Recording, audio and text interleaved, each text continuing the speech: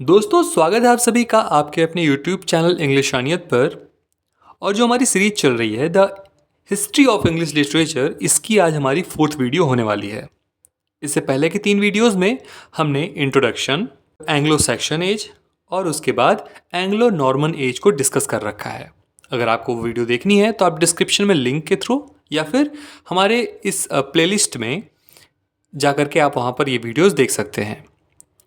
आज का जो हमारा वीडियो है वो होगा द एज ऑफ चौसर पर, जो कि शुरू हुआ था 1350 से और ख़त्म इसको माना जाता है 1400 में। तो आज की इस वीडियो में हम एज ऑफ चौसर की हिस्टोरिकल बैकग्राउंड डिस्कस करेंगे, क्योंकि उस समय इंग्लिश सोसाइटी में बहुत ज़्यादा उथल पुथल हुई, जैसे the black death, 100 years war, the peasants revolt, ऐसे ही बहुत सारी चीज़ें। उसके बाद हम डिस्कस करेंगे language and literature of this age, फिर major works and their contributions, characteristics of literature in this age, और फिर significance of the age of Chaucer. तो ये सारी चीज़ें हम डिटेल में अच्छे से डिस्कस करने वाले हैं, बहुत ही इजी लैंग्वेज में डिस्कस करने वाले हैं, बहुत ही आराम से बताएंगे आपको। हर एक चीज़ें स्टोरी की तरह आपको अच्छे से समझ में आ जाएगी, लेकिन उसके लिए सबसे ज़्यादा ज़रूरी होगा कि आप इस वीडियो के लास्ट तक जरूर बने रहें। अगर आपने अभी तक इस चैनल को सब्सक्राइब नहीं किया तो प्लीज़ चैनल को सब्सक्राइब कर दें, वीडियो को लाइक कर दें और सभी इंग्लिश लिटरेचर के स्टूडेंट्स के साथ इसको जरूर शेयर कर दें, क्योंकि ये एक ऐसा इंपॉर्टेंट टॉपिक है जो कि हर एक कम्पिटेटिव एग्जाम में पूछा जाता है, चाहे वो टीजीटी हो, पीजीटी हो या फिर जेआईसी की जो वैकेंसी इस समय चल रही है उसमें, तो ये सभी चीज़ों में पूछी जाएगी।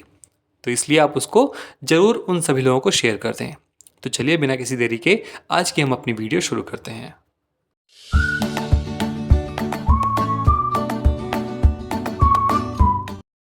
तो दोस्तों, सबसे पहले हम बात करते हैं कि जो एज ऑफ चौसर है उसका हिस्टोरिकल बैकग्राउंड क्या था। तो आप सोचिए कि 14th सेंचुरी के इंग्लैंड में है तो आपको क्या दिखेगा।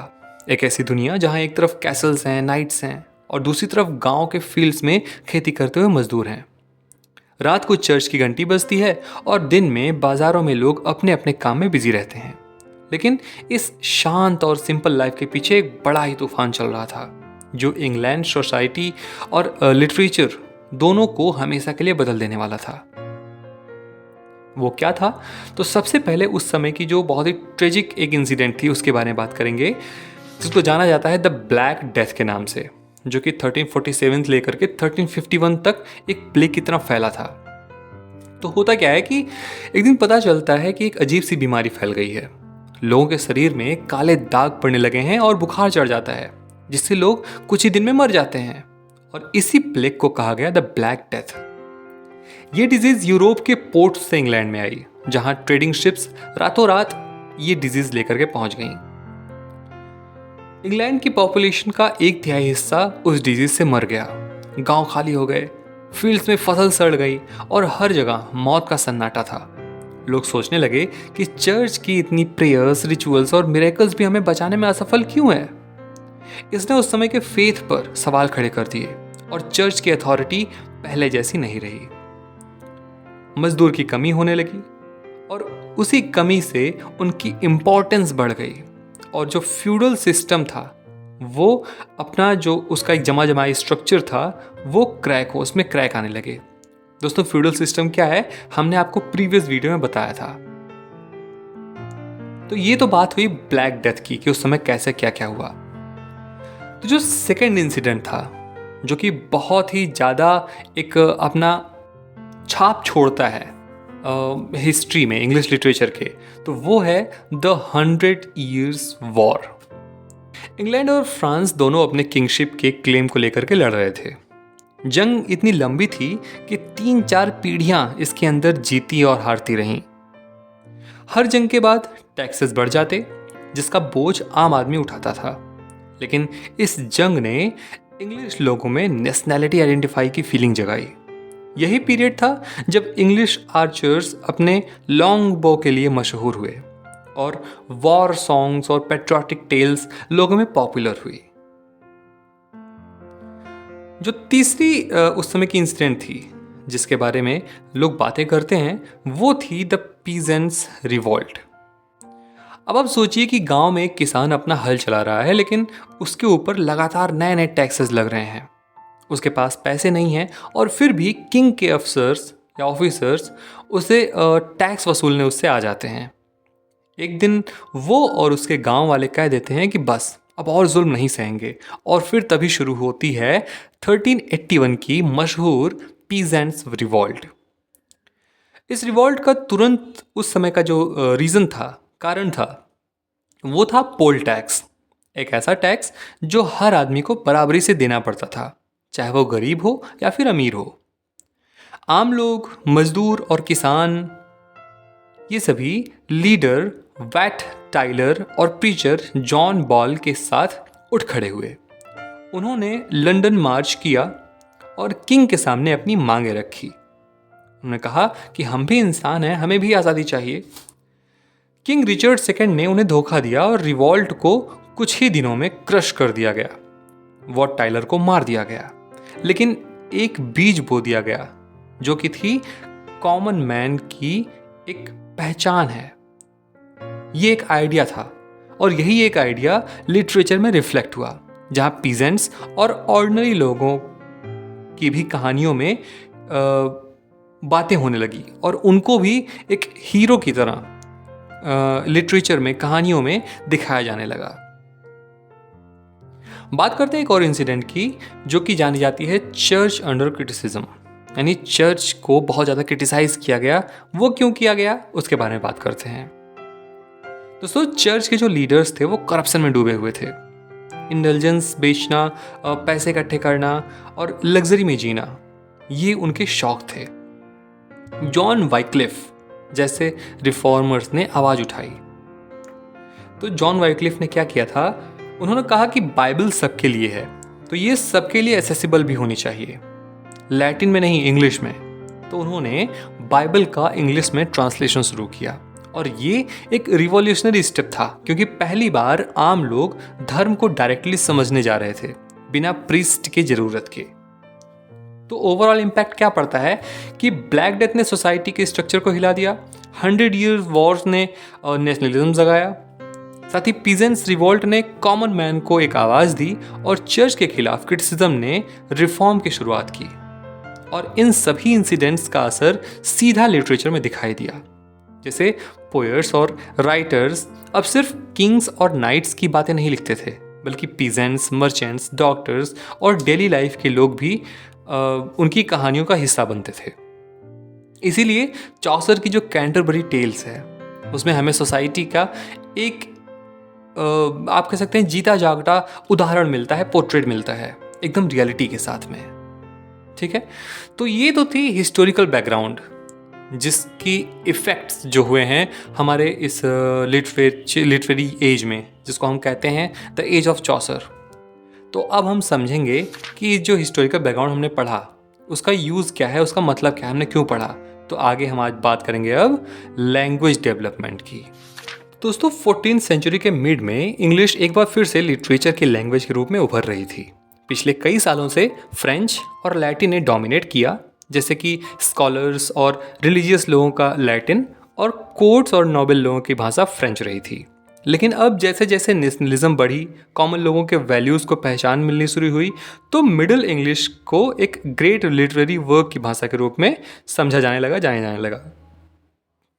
उस समय के 3 मेजर लिटरेरी ट्रेडिशंस थे, जैसे फ्रेंच ट्रेडिशन, जिसमें कोर्टली लव पोइट्री और रोमांस को जाना गया, लैटिन ट्रेडिशन जिसमें स्कॉलर्स और रिलीजियस वर्क को स्थान मिला, और इंग्लिश ट्रेडिशन जिसमें नेटिव वर्सेस, बैलेट्स और उभरती हुई वास्तविकता को वर्क्स में स्थान मिला, यानी इमर्जिंग रियलिज्म को भी वर्क्स में स्थान मिला। तो ये थी 3 लिटरेरी ट्रेडिशंस उस समय की फेमस। दोस्तों, चौसर, लैंगलैंड और गोवर्थ जैसे राइटर्स ने इंग्लिश लैंग्वेज को लिटरेरी लैंग्वेज का स्टेटस दिलाने में काफ़ी योगदान दिया, जो कि मिडिल और मॉडर्न वर्ल्ड को एक ब्रिज की तरह से जोड़ता है। अब हम बात करेंगे उस समय के जो मेजर राइटर्स रहे हैं और उनके कंट्रीब्यूशंस क्या क्या रहे हैं उसके बारे में। तो सबसे पहले आपको बात करनी पड़ती है जिसके नाम पर ही ये एज रखा गया है, इस एज का नाम रखा गया है, जिनका नाम था जॉफ्रे चौसर। 1340 में उनका जन्म हुआ और 1400 में उनकी डेथ हुई। इनको मुख्य रूप से फादर ऑफ इंग्लिश पोइट्री कहा जाता है, उन्होंने बहुत सारे जॉनराज में अपने वर्क्स लिखे, जैसे romance, allegory, elegy, satire, dream visions etcetera. उनका जो करियर है वो ऑफन 3 पार्ट्स में डिवाइडेड रहता है, 3 पीरियड्स में। जैसे फ्रेंच पीरियड में क्या हुआ, इनके जो अर्ली वर्क्स थे जैसे the book of the duchess, जो कि फ्रेंच पोइट्री से बहुत ज़्यादा इन्फ्लुएंस था। और जो दूसरा पीरियड इनके जिसमें बहुत ज़्यादा इनका इन्फ्लुएंस रहा है, इटालियन पीरियड का।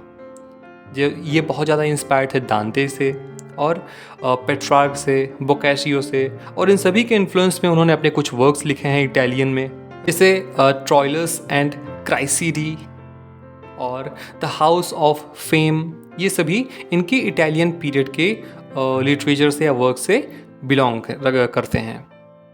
और जो इनका थर्ड पीरियड जाना जाता है वो है इंग्लिश पीरियड, जिसमें इनकी masterpiece I the Canterbury tales, जहाँ पर इन्होंने एक ट्रू इंग्लिश स्टाइल को इस्टेब्लिश किया। तो ये तो बात हुई जॉफ्री चौसर की। अब हम बात करते हैं इनके इम्पॉर्टेंट वर्क्स की।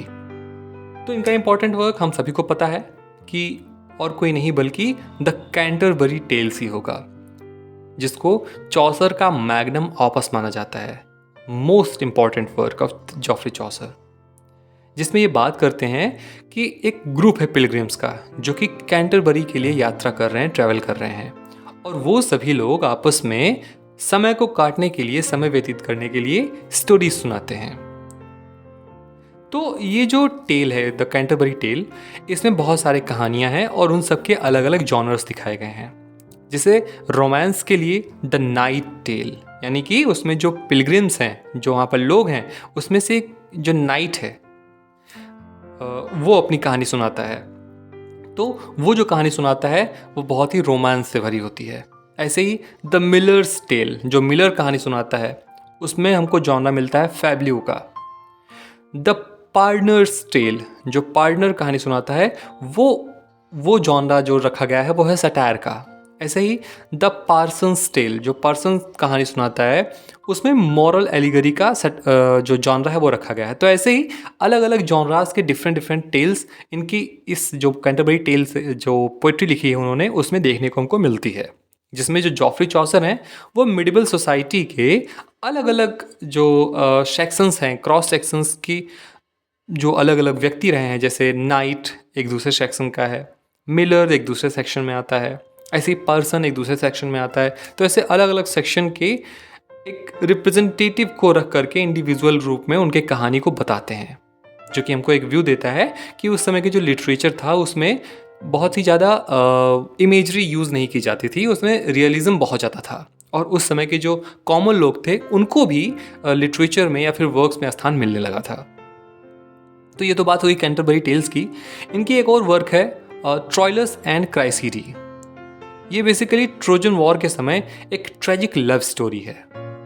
ये जो इनकी लव स्टोरी है या फिर ये जो ट्रॉयलस एंड क्राइसीडी है, इस वर्क को एक साइकोलॉजिकल डेप्थ और कैरेक्टर एनालिसिस के लिए जाना जाता है।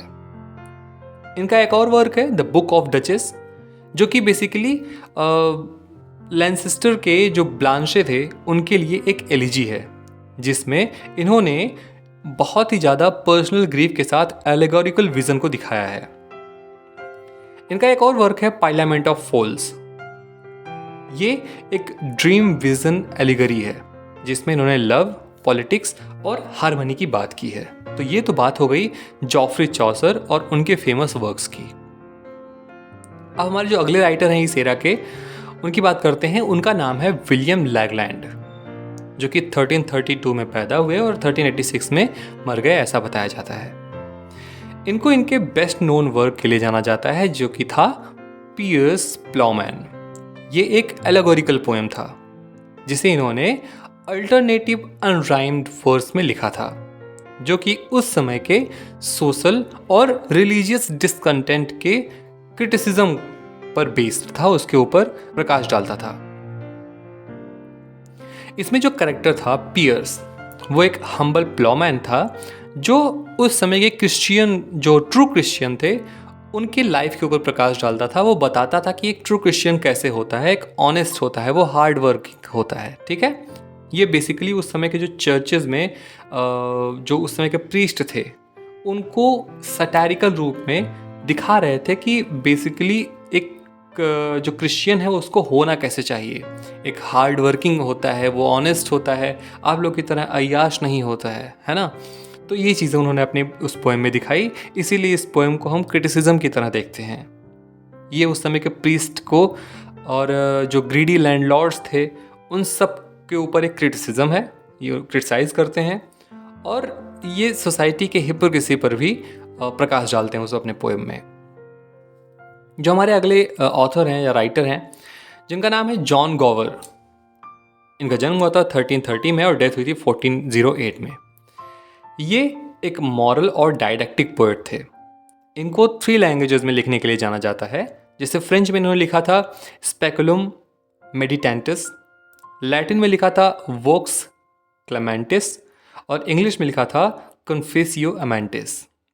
तो जो कन्फेसियो अमेंटिस था 1390 में जो लिखा गया था वो इनका बहुत ज़्यादा फेमस वर्क रहा, जिसमें इन्होंने एक लवर और उसके कन्फेशर के बीच में डायलॉग्स की तरह एक स्ट्रक्चर बनाया था, जिसमें इन्होंने मिथ्स और स्टोरीज को लिया था जो कि ओवरऑल एक मॉरल लेसन देती हैं।